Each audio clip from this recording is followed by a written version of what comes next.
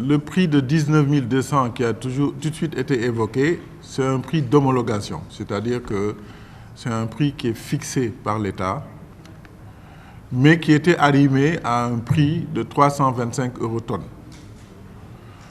Il faut avouer que ce prix n'est plus d'actualité. Donc ce qui se passe, c'est que l'État nous dit, vous êtes obligé d'acheter à 19 200, mais ne vous souciez pas un peu de la perte, parce que moi je la prends en charge. C'est-à-dire que donc aujourd'hui, tout achat qui est supérieur à 325 € tonne est pris en charge théoriquement par l'État. C'est ça qui permet de bloquer le prix de la farine à ce niveau-là. C'est-à-dire si aujourd'hui l'État s'était désengagé en disant « moi je ne peux plus prendre en charge cette différence », à ce moment-là on serait obligé de revoir le prix de la farine et de faire le calcul en fonction du prix d'acquisition du blé. Naturellement, quand aujourd'hui on constate ce qui se passe sur le marché international, les derniers bateaux que nous avions reçus et qui intègrent un peu la dette tournaient autour de 480 000 francs à peu près euros la tonne.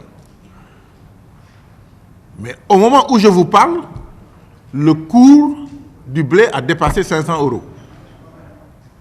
Donc c'est déjà une deuxième problématique. C'est-à-dire, autant l'État, dans un premier temps, s'était engagé à prendre en charge toute différence entre 325 et 500 €, autant on n'est même plus dans ce schéma. Ça veut dire qu'il faudrait que l'État revienne pour nous dire, maintenant, je peux prendre en charge au-delà de 500 € la tonne. Parce que sinon, ça veut dire que quel que soit le schéma qui sera retenu, on sera toujours dans une différence. Qui va la prendre en charge? Est-ce que ce sont les meuniers? Et ça, je ne pense pas que ce soit raisonnable. Est-ce que l'État peut le faire? On espère. Mais toujours est-il qu'au moment où je vous parle, nous sommes tenus de vendre la farine à 19 200, même si on est convaincu que ce n'est pas le bon prix. Et si on fait un peu appel à, je dirais, un benchmark, dans la sous-région, le prix du sac a largement dépassé les 26 000 francs CFA.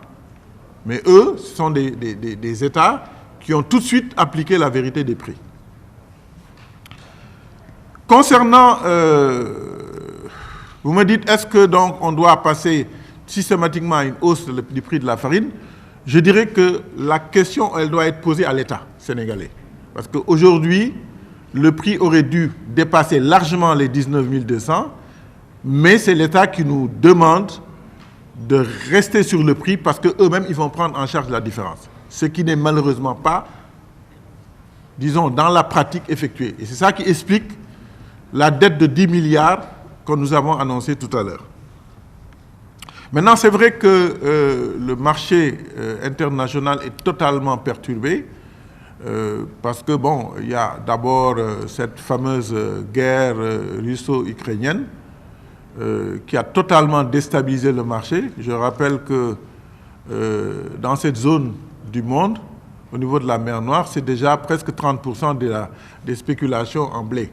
Donc, dès l'instant que cette zone elle est complètement perturbée, il y a une répercussion parce que les acheteurs ont tendance à aller vers d'autres marchés. Et quand tout le monde se rue vers d'autres marchés, naturellement, il y a un phénomène de demande qui est inférieur pratiquement qui est supérieur à l'offre. Et naturellement, c'est ce qui explique la montée carrément du prix du blé à travers le monde. Mais bon, je pense que pour le moment, les gens réussissent un peu à s'approvisionner, difficilement certes, mais quand même, on arrive quand même à s'approvisionner, mais au prix fort. 400 €, je pense que c'est dépassé, parce que quand vous dites 400 €, c'est sans le coût sans coût et frais, quoi. Une fois que vous intégrez ça, vous dépassez les 500 €. Et ça, comme j'ai eu à le dire tout à l'heure, il va falloir en tout cas que l'État prenne à bras le corps ce dossier-là, rembourse totalement ses dettes.